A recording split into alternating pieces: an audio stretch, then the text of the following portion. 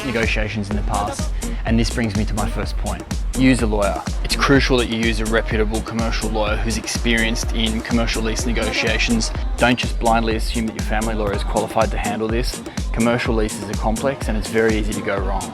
My rule number 2 is do your homework before you start negotiating. Make sure you have a comprehensive understanding of what's in the lease contract and know what your own requirements are.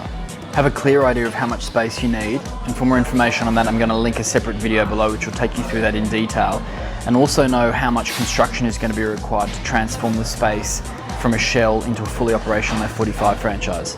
You should also have a clear idea of timeline, and by that I mean A, how quickly can you move into the space and start renovations, and B, how long you're likely to need the space for. F45 franchisees tend to marry up the term of the lease with the term of the franchise agreement such that they both start around the same time and they finish at the same time. The initial term of the F45 franchise agreement is 5 years, and you have 2 options to renew that contract for 5 years each.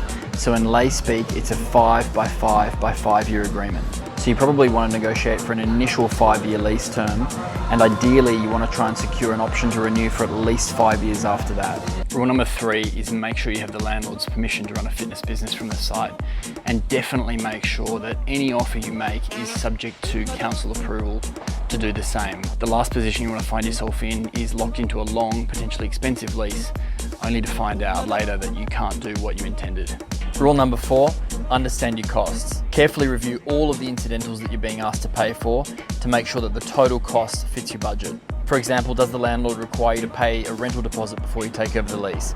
If so, you want to minimise that as much as possible. Be aware of something called a make good clause, which will require you to return the property back to its original condition when you hand it back to the landlord. Make good clauses can potentially be very expensive. Will there be future increases in the base rent, and how do they plan to calculate that? Once again, don't be shy to ask for clarification or changes. Rule number 5 is understand your lease options. The costs that are covered in the lease can vary greatly depending on the nature of the lease itself. In a gross rent lease, you pay a single amount to the landlord that covers the core rent as well as all the incidentals. These will typically include things like insurance, property taxes, repairs, maintenance, as well as any shared expenses relating to common areas. Another option is a modified gross lease, where you and the landlord share some combination of incidental costs. It's also possible to sign various types of net leases under which you'll agree to take on the incidental costs directly. This will usually result in lower headline rent, but obviously you'll have the additional costs that you'll pay separately. Landlords of shopping malls are known to favour something called a percentage rent lease, whereby they'll charge a base rent plus a certain percentage of your sales over an agreed minimum. Rule number 6 is know the market rates for rent. Speak to a number of commercial agents who operate in the area you're looking at and get a clear idea of how much space costs. The better informed you are, the stronger your argument is going to be when you're dealing with a landlord who might be asking for high rent. Rule number 7 is research the property. Try to get as much information as possible about the property itself. Look at the tenants who are in the building and the neighbours around it to make sure that they're compatible with your business. Find out what the traffic situation is like around the building and whether there's on-site parking.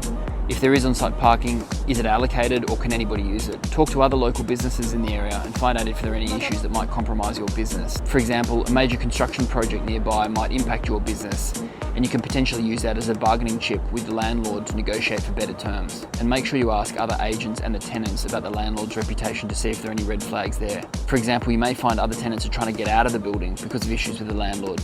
Rule number 8 is seek incentives. Ask the landlord if they're willing to offer any other additional benefits to you if you rent the space. The landlord might be especially eager. For example, it may have been sitting vacant for a long time and they just want to get someone in there. It's also quite common for commercial landlords to offer a rent-free period, so you want to try and maximise as much of that rent-free period initially as possible. Believe it or not, some landlords may even be willing to finance some or part of the renovations, or they may be willing to finance the construction over the term of the lease. There's no guarantees when it comes to benefits, but as the saying goes, if you don't ask, you don't get.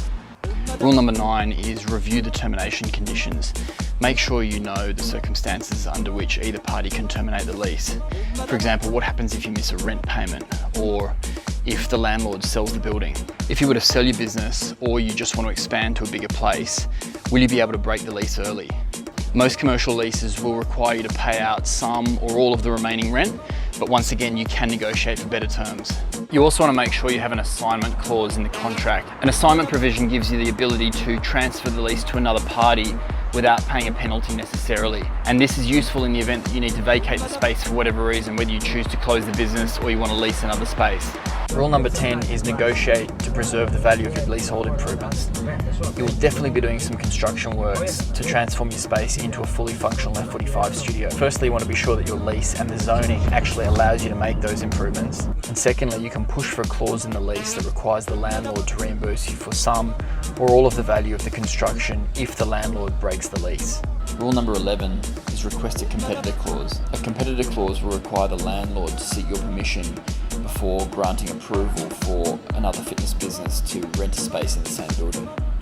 Rule number 12 is know what the conditions will be around the renewal of the lease. Commercial leases can vary from month to month to several years, so be sure you understand exactly when and under which conditions the lease can be renewed. Also be sure that you have the option to renew the lease at the end of the term if that's what you want to do. You may be able to negotiate other options into the lease, such as the right of first refusal in the event a neighbouring premises becomes available. And last but not least is rule number 13, which is make sure you have F45 head office approval before you sign anything relating to a property. And be aware that F45 won't provide formal approval until we're provided with dimensions of the space, photos and detailed floor plans. The F45 franchise model is really versatile when it comes to real estate, but we do have strict guidelines around the appearance and the layout of every studio that we need to enforce. So once again, make sure your property is compatible with our requirements before you sign anything. So that's it from me. I hope this has been useful. As always, if you have any questions, just hit me up on the email address below, and I look forward to you tuning in next time.